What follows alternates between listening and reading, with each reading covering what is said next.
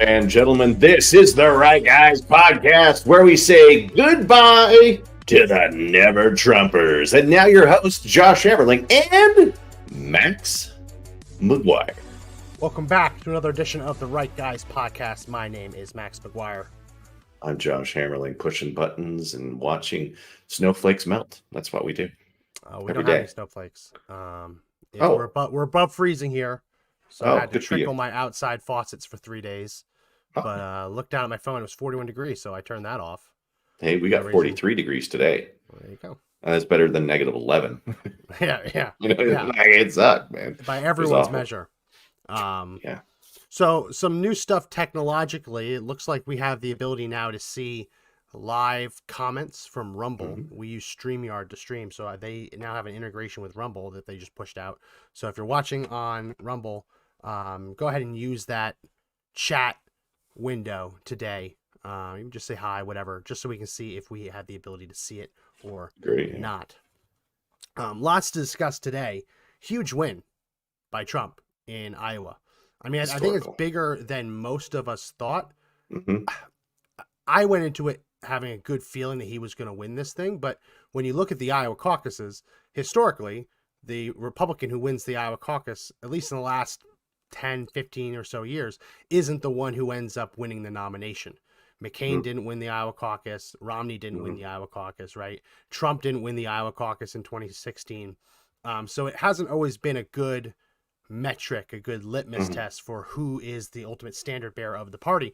But we've also never had an Iowa caucus where the winner won by this big of a margin in a contested year. So like a year where it's like Trump is an incumbent, where Trump is the incumbent and he's running against just a bunch of no names. I'm not considering that because he won those caucuses with 90%, but in a truly contested year where it's up for grabs, where there's no incumbent, it could be whoever. This is the biggest one that we've had in a long time. I'll go ahead and put it up on the screen. Trump won by 30 points. Max, it feels almost Reagan-esque. I know we're not in the general election yet, but look at the turnout for Trump. I know. I mean, that's something that I didn't think was going to happen. You know me, I was all doom and gloom with some of this. I thought it was going to be tight. So doom and gloom. I thought it was going to be really tight between. I thought Vivek would perform better than DeSantis and Haley did. I thought Haley. You put out a great tweet the other night. You're like, the Haley campaign is on suicide watch. Yeah, they are. And I mean, that was right afterwards. And I thought, Vivek might perform a little bit better. DeSantis might come in, but wow. I mean, beating your opponents by 30 points from second place, we haven't seen it. I don't think I've seen it in my lifetime. I don't think it's happened. Not in a contested year. Not a contested year where it's really where you have multiple people all vying for it, right? Mm-hmm. And usually, as we said on the last podcast, usually when you get into the Iowa caucuses, there's 7, 8, 9 people in the race still, right? Mm-hmm. And then you see the big departure right after the Iowa caucus from everyone who underperformed. The only person who dropped out, well, you had Asa Hutchinson, which I guess I'll see if I can pull that up. There's a really funny tweet from the DNC where the DNC congratulated Asa Hutchinson on on suspending his campaign, and they said, tongue in cheek, to be quite honest, we didn't think you were still around. We thought you suspended a long time ago. So other than that, and Vivek, everything's pretty much the same. You have Nikki Haley. We won't play it. It's all over social media. Yeah. Coming in third place, declaring it's now a 2-person race is a wild comment. That's objectively wild. Have you seen that? Oh, yeah. I watched it the day it came out, and all I sat there just kind of in silence going, are you sure it's a 2-person race? Because you're she's pulling the exact same with DeSantis. I might have to just play it. Let's just play do it. Let's just play it. Yeah, let's let everybody see it. I can safely say tonight, Iowa made this Republican primary a 2-person race. And she came in third. Talking about It's funny. Obviously, It's the funny. campaign isn't ready to give up, right? I mean, you got to be total team, right? You've got your team telling you just go out there, just say this, but it's not, Max. This is a one-person race now. Yeah. When you show numbers like that, I figured it might be It's close. If it was within 10% of each other, then it might have been something, but no, not like this. It's over. It's over. Like put a fork in them. It's like watching the Eagles. They're done. Oh, that was rough. That was the rough. Wasn't it? I felt bad. I mean, part of me felt bad, but no. But that's where we're at, right? I mean, there's one candidate. New Hampshire is going to look crazy. I bet you it's the same deal. Maybe slightly narrower, on a bigger race. Haley's doing much better in New Hampshire. Now, New Hampshire has a problem. New Hampshire has a problem, which is the same problem. We'll talk about this in a second with Iowa. The same day voter registration, where historically there have been all of these anecdotes and they've never been able to catch it and definitively prosecute anyone for it. But there's always been this fear among party officials that Democrats were bringing liberals into the state to register to vote to then impact the state election. Because you can come from Massachusetts and it's so weak, the residency requirements and the registration, you could technically do it, right? So that's a huge concern in New Hampshire. But it's also a concern that we saw realized in Iowa as well. So this one state that Nikki Haley won, she won it by one vote. Just one county, sorry. This one county, Johnson County. She beat Trump by one vote. That's the only reason that is blue. Otherwise, Donald Trump would have won all 99 counties in Iowa, which would have been another historic feat, right? Mm-hmm. Because usually you have little patches of different candidates doing well in different areas. That means that Ron DeSantis traveled to all 99 counties for nothing. For nothing. Nikki Haley did it for nothing. Right. And this Johnson County, immediately, the asterisk gets put there. The alarm bell starts going off in your head because that's where the big university is. And so you have a big university in that county. You have left-leaning, younger population. You start wondering, did they start flipping? Did they start flipping and have Democrats vote for Nikki Haley? That was something that Nikki Haley's campaign was encouraging in the lead up to the caucus, trying to get Democrats and unaffiliateds to join the Republican Party just so they can caucus, which is a wild concept. The party picking its own nominee, and you're having Democrats come in, register Republican, vote, and then deregister the next day. So everyone was already suspicious that Johnson County, it bucks the trend, right? Trump won everywhere except this one county, and he lost by one vote. How did that happen? Well, it turns out, there was a stunning number of people who switched parties, so many so that the county ran out of the forms you need to fill out in order to switch your party from Democrat to Republican. Here's the video. Major, it's been a very interesting night. They just finished voting. This was a room in favor of Nikki Haley, overwhelmingly so. Ron DeSantis second, Donald Trump a distant third. The most interesting development of the evening, and Anthony Salvanto will find this to be very interesting indeed. They had 50 forms for people who wanted to register tonight or switch their party registration. They ran out of those forms. Members of the caucus team here had to run out to multiple people's homes to get printer paper and get their printers fired up. They printed another 25 or so sheets of paper. They estimate about 75 people were new registrations or switched their registration from Democrat to Republican in order to play in this caucus tonight. And I think that's a big reason why Nikki Haley was lifted up. You're getting a little noise here as they. So right there, the county where Nikki Haley won by one vote, that one precinct, which they said was overwhelmingly Nikki Haley, right? The one precinct, they ran out of forms for Democrats to switch parties and become Republicans. So it is not like a conspiracy theory. Nikki Haley only won this county because Democrats switched and became Republicans. Like, if she loses even one of them, it's a tie. If she loses two, she loses the county, right? So it's not a conspiracy theory. Democrats turned over and voted for Nikki Haley in this county, and that's why she won by one vote. One vote. That's just wild, Max. That Nikki Haley's, I mean, would that they would want to promote such a thing, right? I know you're Democrat, come in and vote for us. I mean, it kind of stinks like good old fashioned election interference, but it's not. People can do that. We're in a primary; they can change those parties if they want to. But if those people switched, can they switch right back Yes. to being Democrat? Which is kind of wild, Yes. right? It is wild. And then just go in and then influence a primary in a district where you could probably pull it off and then win by one. Smells like 8-day-old fish, man. It's just no. Yeah. It's not. That's the smell test, right? Here's the real question. I haven't looked into this. I have to look into it. The Democrats were forced to change their caucus date. Technically, they started caucusing now, but they're not actually going to collect the caucus forms until later because the Democrat Party doesn't want Iowa to be the first because Iowa is too white. So Iowa, they say, is too white, so they shouldn't be able to be first. South Carolina should be first because South Carolina is more black. So Iowa wasn't allowed to caucus or at least release results for the Democrats on Monday. So what I want to know, and I'll have to look into this when the show ends, if a Democrat switches to Republican, right? It used to be the caucuses were on the same day. You physically can't go to both. What happens if someone switches to Republican, votes in the caucus, switches to Democrat the next day? Can that person vote in the caucus that's next month for the Democrats? I don't know. I've never heard of it even happening. It's always been the same day. Yeah. But they this have is same-day uncharted registration. territory. They have same-day registration, same-day party change registration.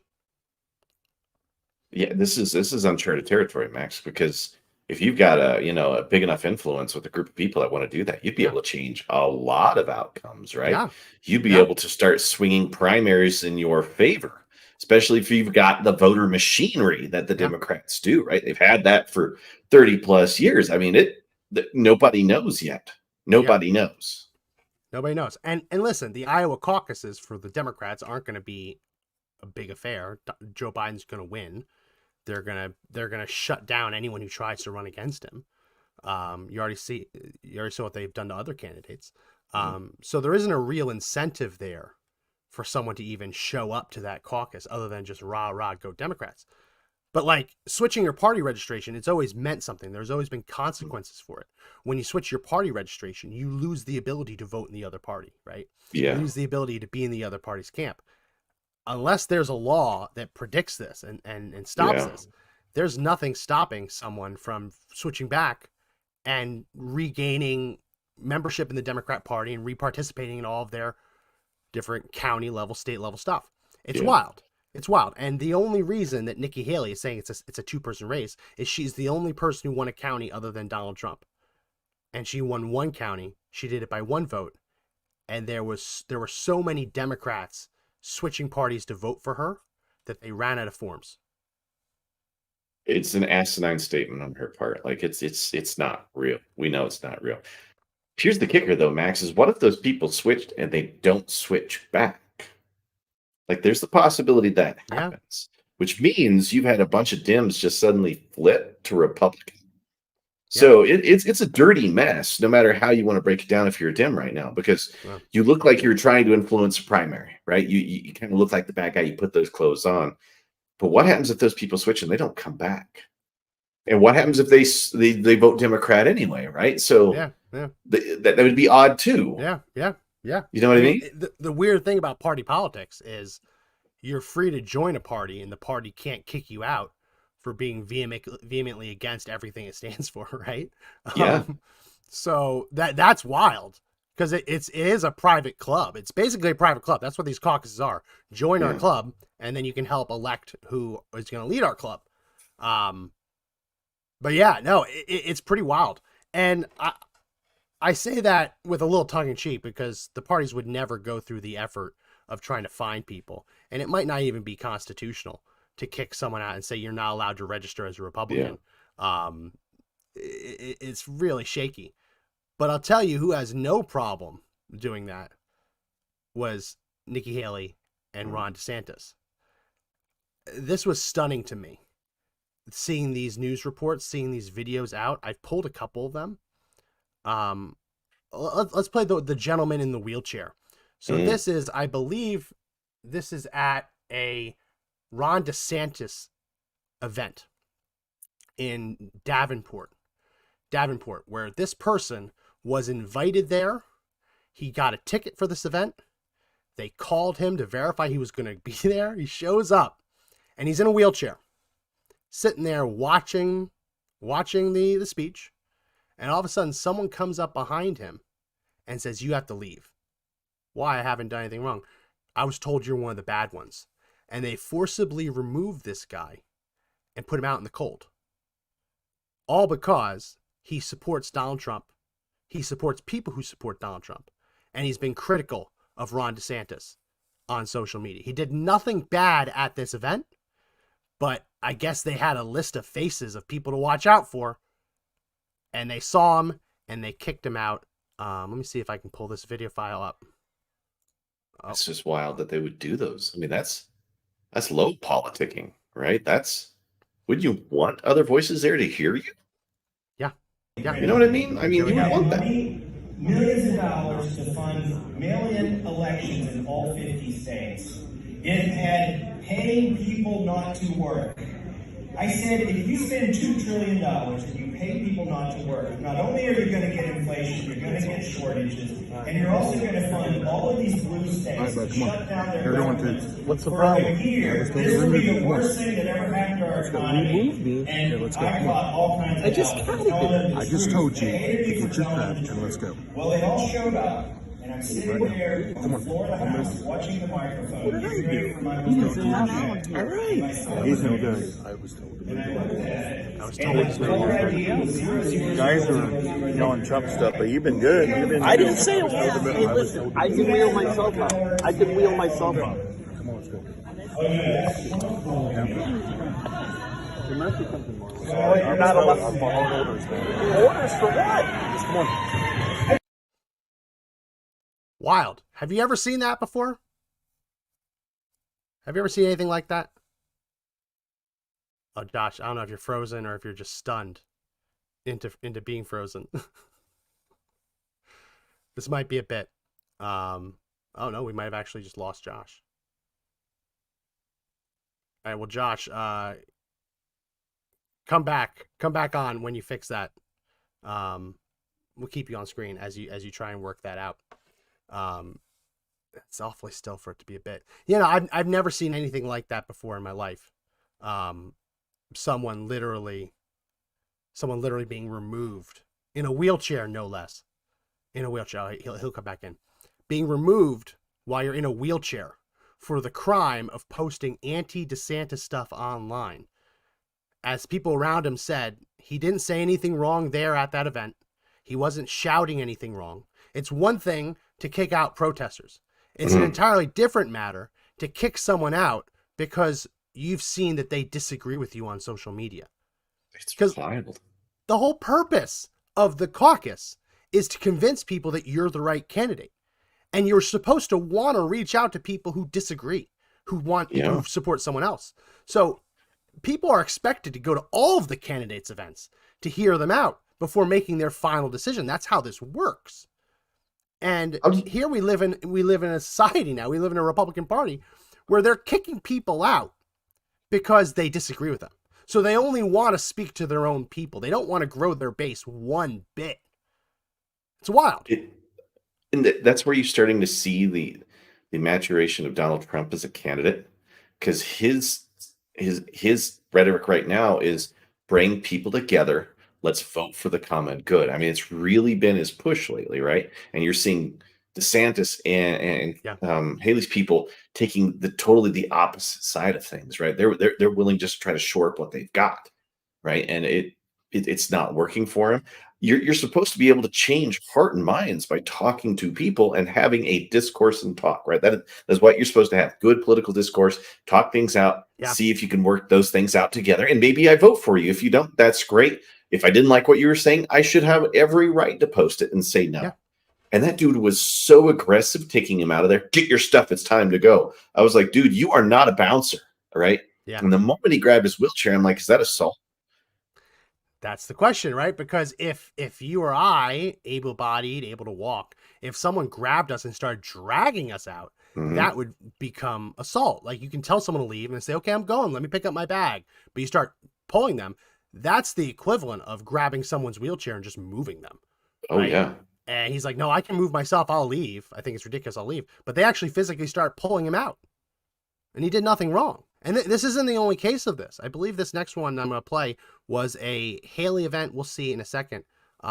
This gentleman who is a podcaster, I don't think he's endorsed Donald Trump. He probably did after this event. But he definitely falls into like the Donald Trump kind of opinion, like positions. Yeah. And they kicked him out. Let's listen to this video. So I came to the DeSantis. What is this? The DeSantis town hall, the last one. I just wanted to hear what he had to say. I came here to just check it out because I'm in Iowa anyway. And they told me I can't go in. They said I'm not allowed. That's a private event. I have tickets. They gave me tickets. They actually called me to confirm if I'm going to arrive. And they said I'm not allowed in. They kicked me out. They told me if I don't leave, it's going to be trespassing. And just kicked me out of the event. So I made it like maybe 2 feet into the door. And as soon as I stepped in, security just bum rushed. And like, you gotta go. You gotta go. So I tried to go eat next door because it's freaking cold. And I don't know, hungry. Didn't get to eat dinner yet. And they won't let me eat at the restaurant next door either because they say it's a neighboring property, same property, or I don't know what the exact words were, but they said I'm trespassing and that I can't even eat at the building next door. Dude, I just wanted to go hear what DeSantis had to say. I mean, I don't think I've ever said anything bad about him. I don't think I've ever made a video about him. I mean, I support Trump, but I can't go hear what DeSantis wants to say. And I can't believe they're kicking me out of the entire area. There's a lot of stories like this. What Haley happens? from DeSantis' camp. This was happening a lot. What happens in 2028 when they go to run for office again? Right? Are they going to let this guy in at that point because it's politically convenient? Why would you silence a voice of someone who has influencers? I don't like the word influencer, right? But influencers do one thing. They influence. So when you kick this guy out and he's got a following on his podcast and he's there influencing opinions and they see you kick him out because you don't like the way he thinks, what do you think that influence is going to have on those potential voters for you? Yeah. It's wild. It's not going to happen. It's Max, it reeks of like a real dim move, right? We're only here to speak to our people. We want our echo chamber. And once we are in our echo chamber, we don't want any other voice in there, right? We can't have you. You don't belong to the party. Are we seeing a schism starting inside of the Republican Party? The word that keeps coming to mind is like, this is wild. I mean, like it's not, it's probably the most PG way to describe it. This is just wild. Like he gets a ticket. They call him to confirm that you're coming to the event because they want as many bodies in there as possible. They knew his name. Yeah. I guess they saw him, and I guess someone had said, be on the lookout for an Asian man. I don't know how else you just bum rush someone. You know, there had to have been someone that said, hey, this is a podcaster who we know is in Iowa. He supports Trump. Be on the lookout. So they kick him out of their, they say it's a private event, so you can't go there. But then he's trespassed from the whole shopping complex. So he can't go to the sandwich shop because the campaign that gave him a ticket and invited him didn't like him. He now can't get a sandwich next door. It's wild. I've never heard of the Republican Party, or at least people associated with the party, doing such things. I mean, would they have done the same thing to, liberal journalists who came and did the same thing? Would they have stopped them? Did they stop them? Because nobody out there. Trump kicked some journalists out. Yeah, well, I mean, campaign. Big T does that stuff. Yeah. But it's after they had done something to him. Yeah. Right? And he kicks people out. Listening. He has the line like, go back to mommy, go back to your mom's basement whenever the liberals protest. They've done something to violate basic decorum or the terms of their ticket. But these are people who were kicked out who are just sitting there. All because the organizers realized that they had opinions, not so positive opinions, about their candidate. And this is what really pisses me off, because when you start hearing the never Trumpers, the conservatives, right? The principal conservatives, they're engaging. We had a conversation about this yesterday. I call it electoral terrorism. They're saying, nominate my guy or my girl, or else I'm going to go vote for the Democrats. It's the electoral equivalent of putting a gun to the country's head and saying, hey, my guy only has 17% support. 83% of you don't like him. But if you don't give me what I want, I'm going to go vote for the other side. Right? And so they're demanding that we give them what they want. But if we show up to hear the candidate that they're demanding we vote for, they kick people out. How does that work? I don't know. Is somebody keeping a book of their faces? So when they walk in, they know who they're looking for? I mean, somebody has to be doing that, right? There has to be. Somebody has to be assigned to that. And if you're that weak of a candidate that you've got to kick out dissenting voices, this isn't a race, Max. It's just window dressing. I mean, it can't be anything more than that. Otherwise, it makes no political sense to do such a thing. I mean, it violates everything we've had about how primaries have operated for a long, long time. I just don't know what to say about it other than it's wild. It's stupid. It's a black eye for the Republican Party. It really is, or at least for their parties. Maybe not the Republican Party, but certainly for Haley, certainly for DeSantis. Maybe it just shows you how weak they are because they couldn't handle a heckler. They couldn't handle somebody doing that. Maybe they're worried about that kind of press right now, having somebody heckling them at their events, right? They don't want to be seen doing that. I'm trying to figure out how can you be president? How can you be president if you're kicking registered Republicans out of your events because they support the other person? Like, how can you be anything? How can you be any office holder, right? I mean, on the one hand, they're saying you can't elect Trump because he doesn't appeal to a wider audience. And then the minute they get a wider audience, they're kicking people out. It goes against convention. I mean, the whole point of the primary is to sit there. Yeah. I like this, you like this. We're going against each other. The vote happens. We're done. We're going for the same person because at the end of the day, we want the same thing: a strong conservative leader. Supposedly. Yeah, listen, they're not acting like Republicans. Yeah. I turned 18 in 2008, right? So I got to vote in a presidential election first year I was 18. And I didn't support John McCain. I supported Mike Huckabee that year because he was far more conservative than McCain ever was. Yeah, right? Ever was. But what happened after Huckabee lost? Like, did I sabotage McCain, the nominee? Did I support Obama?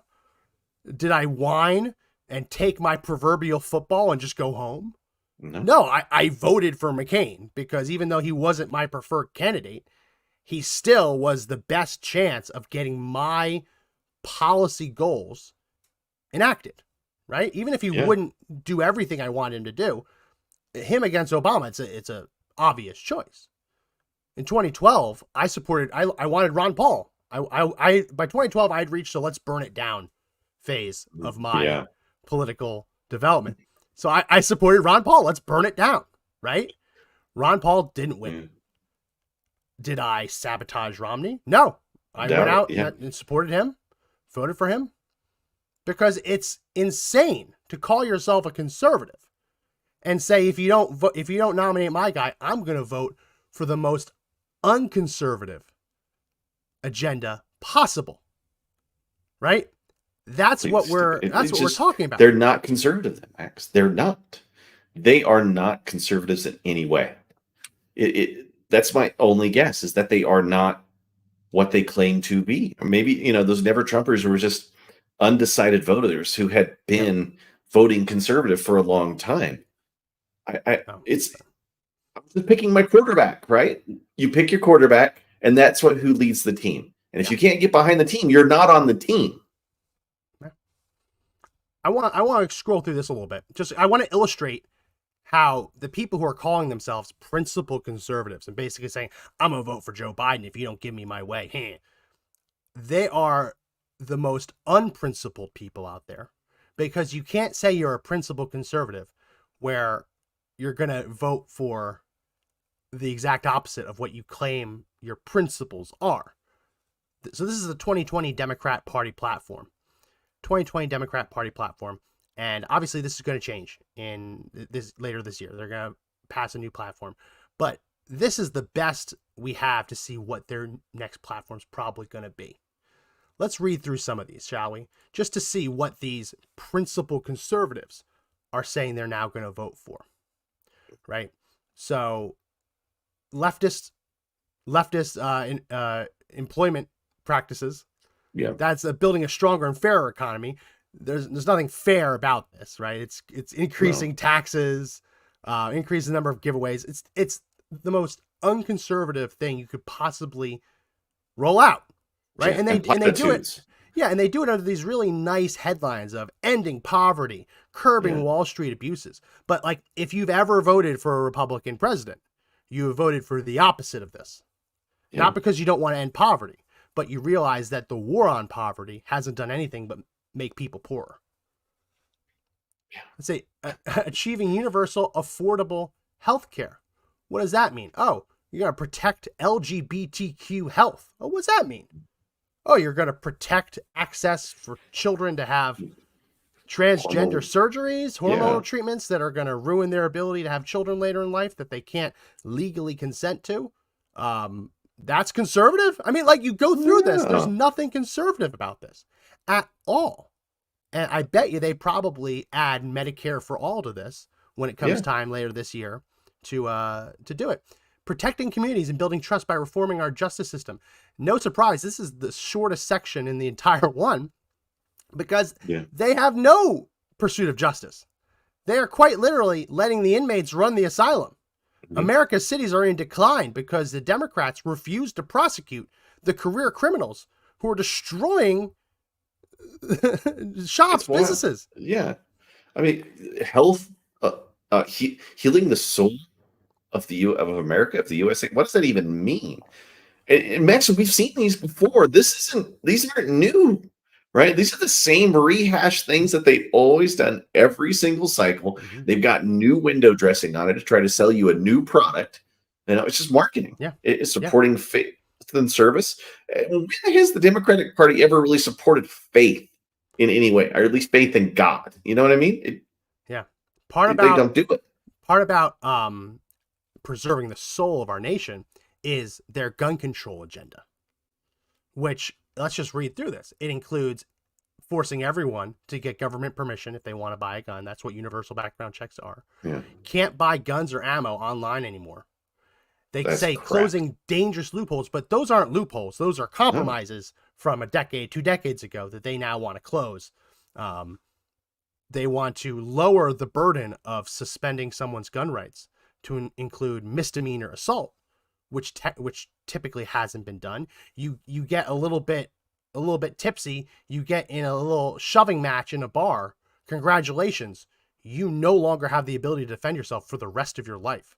Yeah, or you push someone out of an event on their wheelchair because that could rise to that level, right? Yeah. That's all I'm saying.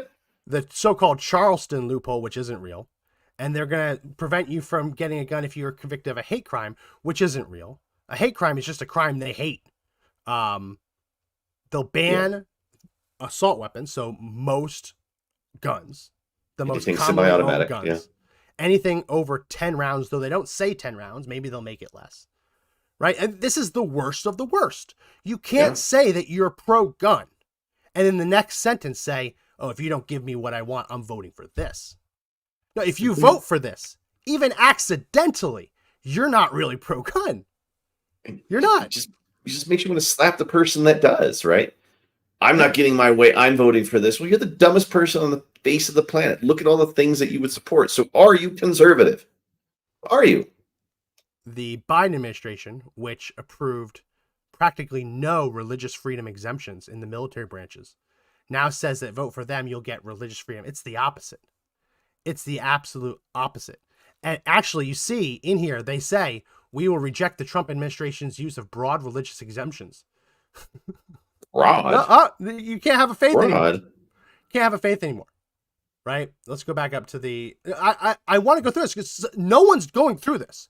Wow. No one's forcing these idiots, these never Trump principled conservatives, to explain what principles they have if they're going to vote against everything they claim to believe in, right?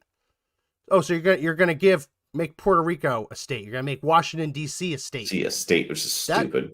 That doesn't seem like it's in our best interest as a Republican Party, as conservatives. D.C. is not a state for a reason. It would be the seat of power. Founder said the seat of power should not be in any one state, so they carved out this land from Maryland and Virginia to create a non-state, specifically so that state wouldn't get any preferential treatment from the federal government. And now they want to make it a state. Why? Right. Because it's like 90% Democrat. Yeah. So they want an extra 2 votes in the Senate, and they want an extra congressman in the House. That's all. And they want to probably get a little bit more votes in the Electoral College. That's all they want. 1 or 2. Yeah. That's all they want. So you're going to be a conservative and vote for that? Please. I mean, what does pursuing environmental justice even mean? They don't have a heading under there, but that's the thinking. What is environmental justice? Oh. You drive your car too much, and there's too many carbon, so you've got to pay more money. No, it's really twisted. It's really warped. I've read through it before. I don't have it on me right now, but it's like the belief that city planners are racist and they don't plant trees in black neighborhoods.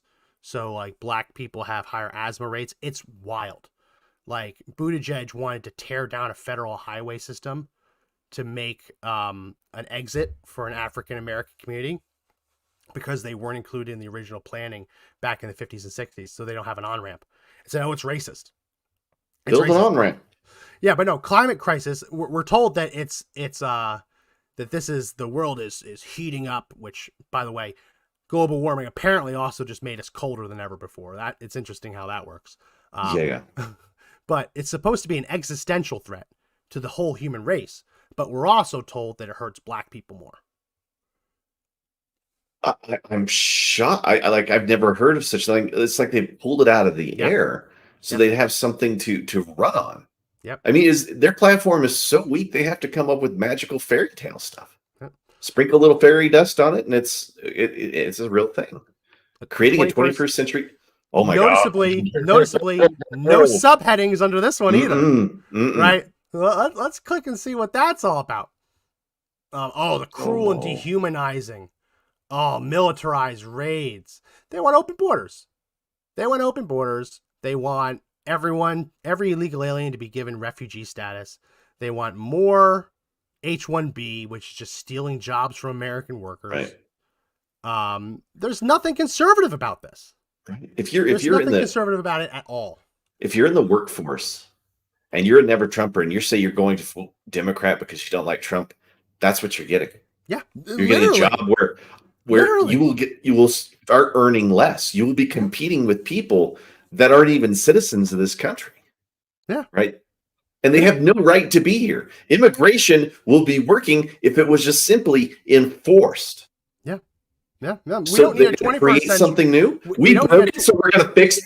We don't need a 21st century immigration system. In all honesty, we need like a 19th century immigration system that actually looks at what are people going to contribute to the American economy. Yeah. Obviously not the bit about like the Chinese Exclusion Act or anything like that, but actually looking at what are these immigrants going to contribute. So if we're going to build a transcontinental railroad, then we need people who can help build a transcontinental railroad. Guess what? When the transcontinental railroad's finished, you know what they did? They stopped admitting people who could build the transcontinental railroad.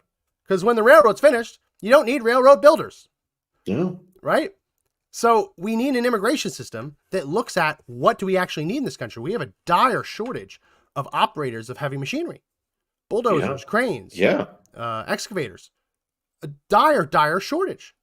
But no one in government is prioritizing admitting people with that training.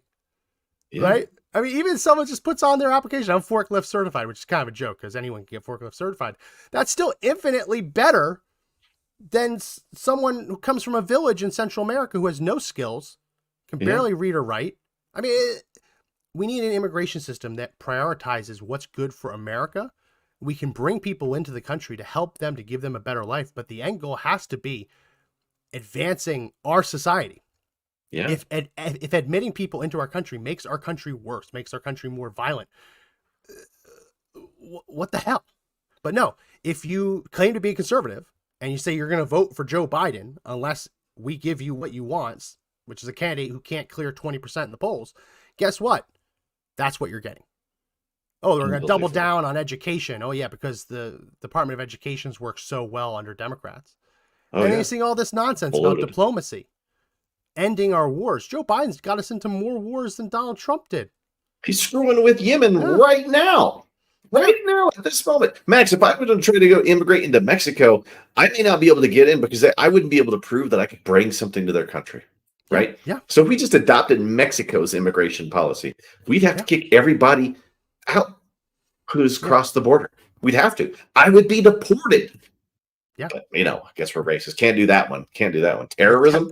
The terrorism part's hilarious because Joe Biden is, I think Joe Biden might be the only president, asterisk next to that, only president ever to remove an organization as a terrorist and then fight to put it back on. And that's what he's done with the Houthis, right? So after taking office, Joe Biden removed the Houthis in Yemen from our list of terrorism, saying it wasn't fair that Donald Trump added them. Well, what are the Houthis doing now? They're shooting missiles and drones at our shipping lanes, right? Yeah. And they're trying to hit American interests, trying to hit American soldiers. And now Biden is going to war with them using the logic that he has the right to attack terrorism anywhere in the world without congressional authorization. But he's the one who said they're not actually terrorists. So if you want a government that's actually going to take the risk of terrorism seriously and is going to err on the side of caution, you can't vote for Joe Biden. You can't. And listen, we can go on and on. We could do this literally all day. And I'm sure that list will get worse and worse and worse when the Democratic Party meets later this year to coronate Joe Biden. But if you know anyone in your life who's pulling this crap, saying oh, I won't vote for Trump, I'll vote for Biden, you need to sit them down. You need to show them the party platform. Ask them, where does this line up with your principles? And then ask them, are you serious about doing this? Because if they say yes, they are not a conservative. Correct. They're not. They're just not. Max, you got to remember how much time Biden has spent adding white America to the terrorist list. Yeah. On top of it, right? So you would be voting as an ever Trumper and if you just happen to be a white American, putting yourself on a terrorist list because they're after terrorism. Did you say it didn't say foreign terrorism? It just says terrorism, right? And the biggest threat is domestic terrorism, according to them. Even though we have our shipping lanes under constant attack, China and Russia are working through proxy groups, most likely to get their soldiers in the U.S. as we speak. That's what they'd be voting for. Yeah. Every day they say they're not going to vote for Donald Trump. That's what they're getting. That's what they're promoting. And if they're not careful, that's what they'll get. Yeah. And then what? Right? Are they going to complain that I don't know how this happened? What did we do? Where were we when the time was right to make change? Well, you were too busy whining like a little bitch about whether you like Donald Trump or not, and that you have no principles. Yeah. Bullshit. Sorry, man. This just pisses me off because I've had arguments with coworkers before who were like, I just can't vote for that piece of crap. I'm going to vote for Joe Biden. Well, look what you did. You increased inflation. Domestic costs for gas is out of control. Even though it looks low now, that's just because we've depleted literally the entire strategic oil reserve, right? No fair elections. Yeah. I mean, I'm trying to decide whether these people are idiots or whether these people are so narcissistic. I mean, that's the other side of it, right? Yeah.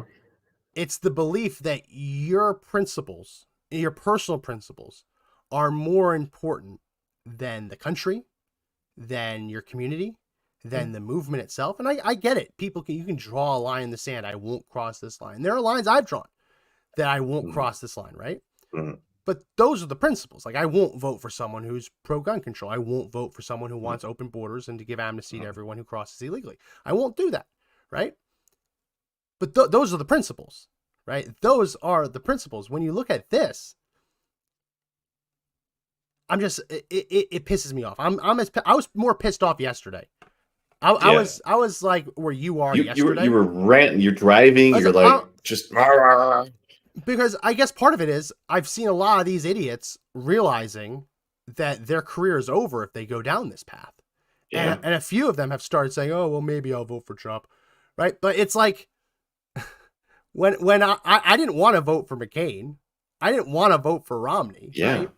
But the rhinos at the time said, shut up, vote for the guy. Don't you realize how crazy it would be if Obama won? It's still in your best interest. And now those same people are saying, no, screw it. Screw it. I didn't get my way. So now we're going to burn the whole thing down. This is Bill Kristol. Bill Kristol is one of the people that Trump broke. Trump broke him. He used to be on Fox News. And he was on Fox News as a, quote, Republican strategist. Here is the tweet when I mentioned the funny tweet from the DNC about Asa Hutchinson dropping out. This news comes as a shock to those of us who could have sworn he had already dropped out. Bill Kristol said, hey, DNC, I assume you guys want the support in November of that slice of Republicans who admire Asa for being a decent and principled person and for not bending the knee to Trump, or is Biden so far ahead that you don't need every potential crossover vote? Your friend, Bill. Dear DNC, hide your contempt for conservatives and so that we can help you trick them into supporting you. I mean, that's what that essentially reads. And he's not the only one. Adam Kinzinger was an elected Republican. He was an elected Republican. He was the worst. He said, yeah, DNC, I get that this is the usual game plan, but I have to inform you that Joe Biden will need decent people on the center right. Gratuitous attacks on people like Asa for no reason, he is zero threat, just makes us shake our head. Just humble advice. He's giving advice for the Democrats to con conservatives. Please don't show the conservatives that you hate them. Please just hide it just a little bit longer.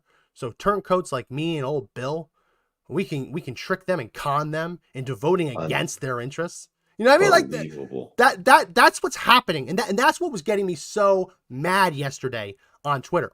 Just going through this line after line. It's all the same.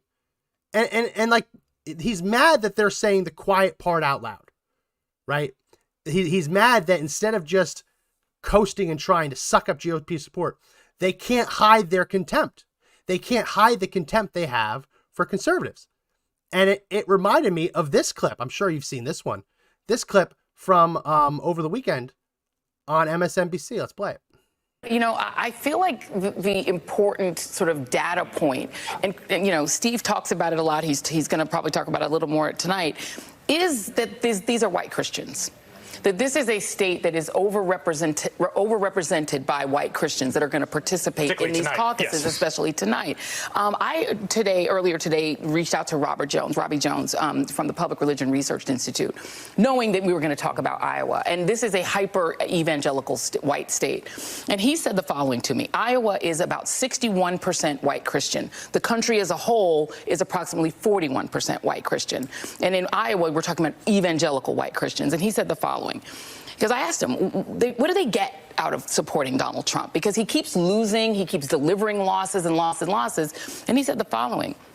They see themselves as the rightful inheritors of this country, and Trump has promised to give it back to them. All the things that we think about electability, about, you know, what are people gaming out, or none of that matters when you believe that God has given you this country, that it is yours, and that everyone who is not a white conservative Christian is a fraudulent American, is a less real American. Then you making up everything. Nothing about that was real.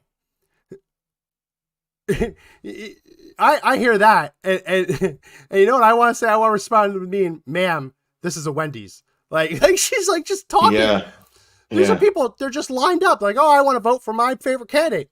And she's like, these people are all evangelical whites, and they think the country's theirs, and that means that they hate everyone who isn't like them. I'm like, what? Whoa, that is What? beyond a stretch. I mean, it like the racism just drips off of her over there, Max. I have not seen By the a way, segment. Not a naturally black hair color. That's. I In mean, the I was land- gonna say in the something land that of was cultural but I appropriation. didn't want to. Yeah. Yeah. How about hands off our blonde hair? How about that? Because I guarantee you, if I went on air with dreadlocks, oh yeah, they'd have something to say about it. yeah, absolutely. I mean, even like everything that has come out of that show has been not just racist, but anti-Christian and anti-white. I mean, how many times have we shared segments where it's like, did she really just say that? Which if you were to flip the colors, yeah, it would be you would be kicked off the air so fast. And that's what MSNBC does, right? They play the race card on everything, and that's their audience. They don't care what they're saying. When Barack Obama won Iowa, that white Christian audience, because it's the same people. It's the same people in the Democrat caucus. They're white, they're Christian. It's the same. They were praised. The state was praised as being forward thinking, as being not racist, as being colorblind. And when evangelicals were souring on Trump in 2015, they were praised as his downfall. He'll never win the evangelicals, right? Well, he did. And then he gained support with them when they saw, oh, actually, no, I wouldn't vote for him to be my pastor. But you know what? The policies enacting and the people that he is putting in positions to make these decisions are what I want. And so his support among evangelicals went up. So now they're only railing against evangelicals because the evangelicals can't deliver Trump defeat. Mm-hmm. Trump's already convinced the evangelicals. It wasn't always like that. And when the evangelicals weren't on board, MSNBC was pumping out propaganda to try and convince the evangelicals not to support Trump. Right? People coming on and saying, well, no true Christian would vote for Trump. And those people saying that are the farthest thing from anyone who can even make that sentence. It's just, Trump has made so much headway with all the groups while not being in office that it's historical, right? Because people have seen what you get when you vote Democrat. They've had some of the worst years we've ever had under Biden, and African Americans are seeing it. White people are seeing it. Latino people are seeing it.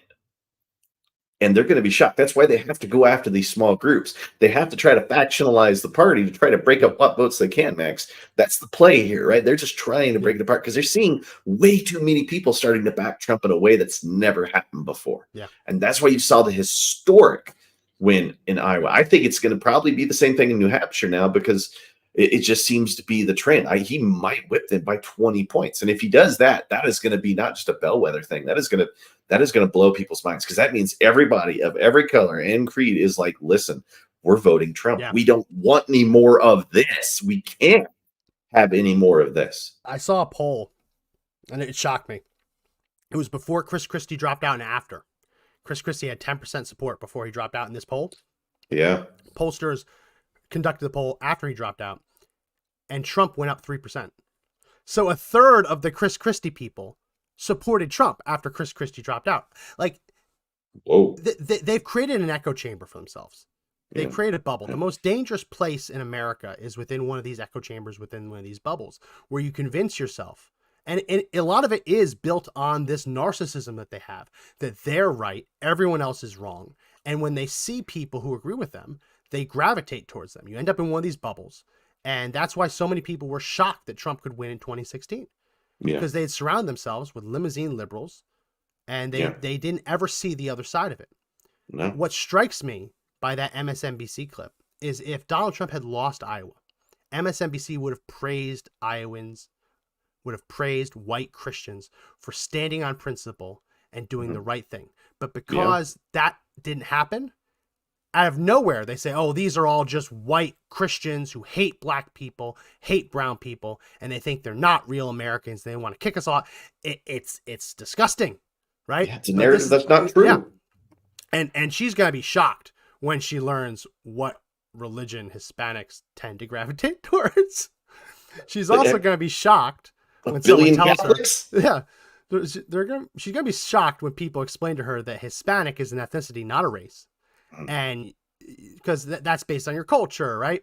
You can be a Black Hispanic, so you can be someone from the Caribbean who has more of an African ancestry, but you speak Spanish, and you engage in the culture, so you're Black Hispanic. You can be from Spain, white as a ghost, right? Yeah. And be Hispanic. Or you can be from Central America, where you have more indigenous ancestry, so you may identify that way, right? I think the word is like mestizo, whatever word they have in Spanish for that. But when you ask Hispanics coming into the country what race they identify with, overwhelmingly they say white. Now, whether white Americans agree with them or not, that's here nor there. When you look at the actual racial designations on the sheet, you have Native American, Pacific Islander, right? Eskimo. You have white, Black, Asian, right? There's no Hispanic race. So yeah, they look around and say, well, I'm not Black. And I'm not Asian.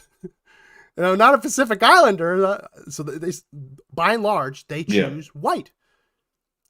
So it's just, it's so crazy. It's so crazy how they don't even get it. They don't get it. Do you know how many African Americans are also evangelical? Yeah. Yeah. I mean, are they not getting this? They're trying to attack a racial group, but really they're attacking a religious group that's so broad it might backfire on them, right? There's 1 billion Catholics in the world. There's 1 billion Christians. There's 1 billion Muslims out there, right? Muslims. Think about that. 1 billion Catholics. They must be all over Latin America, right? Yeah. They must be Black all over the United States. The funny thing is, if you go into Dearborn Public Schools and you start trying to put transgender ideology into Dearborn Public Schools, you're going to have the same outrage. Yeah. Same outrage from parents. And it's not going to be white Christians. No. It's going to be Muslims, Arab Muslims, Asian Muslims who are pissed off at school districts trying to convert their children into a different sexual identity. Right? I mean, it would, it's not they're anti-white, though they are. It's not just that they're anti-Christian, though they are. They're anti-faith. They're anti-conservative values, right? And they've just identified the white Christians. You could see that she really wanted to call us white nationalists. Mm-hmm. And even that term, like you could be a nationalist, someone who say rah rah America, super patriotic, who is white, and they say you're a white nationalist. Well, no, white nationalist means that the America should only be white, which I've never met anyone who thinks that way ever. Actually, one time, but he was a crazy person. I'm pretty sure he's in jail now.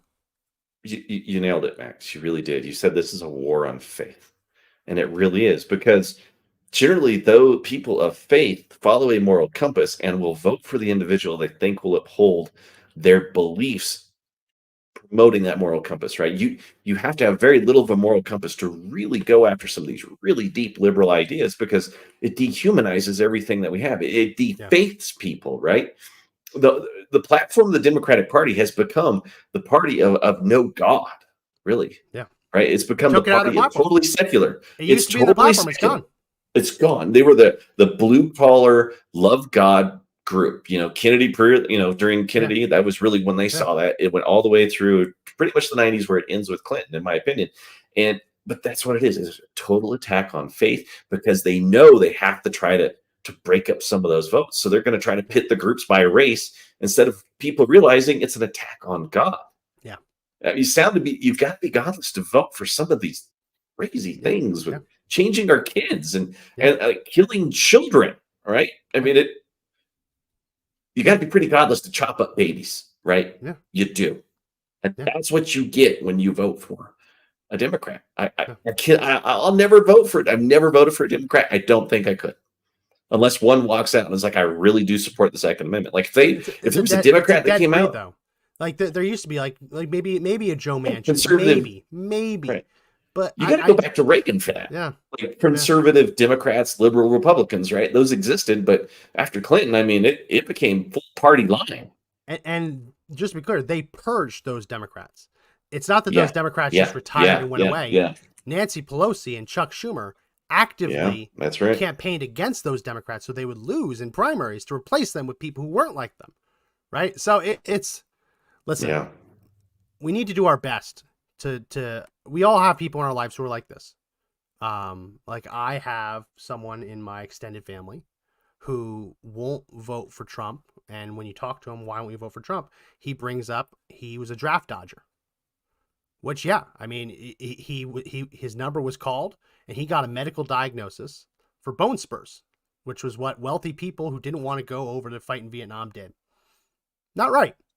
We shouldn't have been in Vietnam at all. If we want to go that far, let's go about just go to the fact that it wasn't a war we should have been fighting. But if we had to fight it, then yeah, you can be mad about that.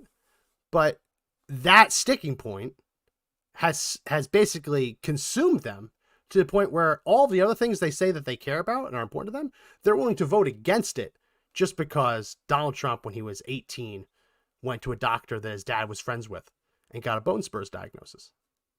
Right? So we all have people in our life like that. Yeah. There's something that just broke them. Now we have to do our best to try and guide them to the right path because the country's too important. The future's too important to let them just go, right? Yeah. But if they truly, like I'm a firm believer, I know you are, when someone shows you who they are, believe them. Yeah. I think that applies to this situation as much as any other. If someone stands up and says, I am going to vote for the Democrat Party platform, that they don't just get to say, like on Twitter, retweet does not mean endorsement. It's not how this works. You vote for the agenda, you support the agenda. Mm-hmm. So on the one hand, yes, try and guide people the right way. But there are a lot of so-called conservatives who are getting awfully comfortable with voting for the opposite. And there's going to come a point where we have to say, you know what? They've shown us who they are. It's time to believe them. And it's up to all of us, as you said earlier, to make sure that they don't get to come around again in 2028 and sneak back in. Yeah. Bill Kristol would like nothing better than to get back on Fox. Mm-hmm. Like nothing better than to do it. It's up to all of us to remember. And yeah, I still have a grudge against Kendall Unruh. Kendall Unruh was in Colorado. I don't even live in the state anymore. I hate the woman. And you know what? I bet you if I saw her, we'd probably have a nice conversation if I didn't know who she was. She teaches like civics and history. I'm sure she's a really good person. She was the person who led the Never Trumpism in Colorado. Yeah. She had gone to every single Colorado convention, every single Republican convention as a Republican delegate. No, she cannot weasel her way back in. She's shown her true colors. She's done. If I lived in Colorado still, it would be my life's mission to make sure she never went to the convention. Yeah. Get her completely primary down removed. But that's our job. Convince who we can. Yeah. And if someone really has jumped the shark, really has lost their mind, and Trump's just broke them, we have to identify that they've been broken. Identify them as not being conservative, because you can't say you're conservative and vote for all this bullshit. And we need to cast them out. We do. Yeah. We do. But time is now. The time is now. Any final One words? more thing. Yeah, I do. If you're voting for Trump, or not voting for Trump because you're never Trumper, because you're basing it on principle and you're going to vote for Joe Biden, remember, they found cocaine on Hunter Biden's holster. I know there's plenty of checks that have been signed from Burisma that somehow have gotten back to the big guy, right? You've got potentially a person who was the vice president who was selling out America while vice president.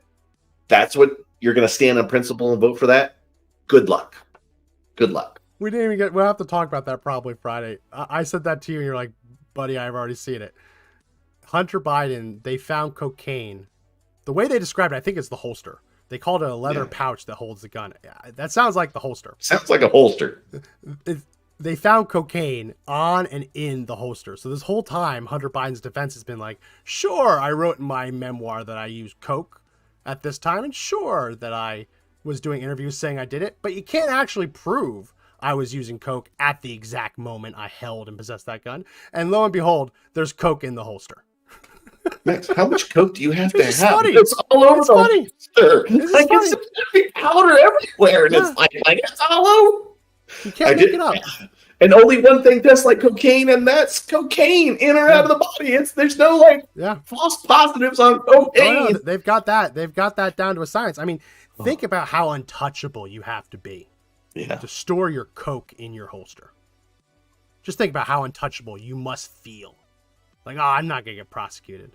My dad's president of the freaking United States. Yeah, like, yeah, sure. Wow. He's taking pictures of him holding a gun, doing lines with strippers. Sure, fine. But to store them in the same container,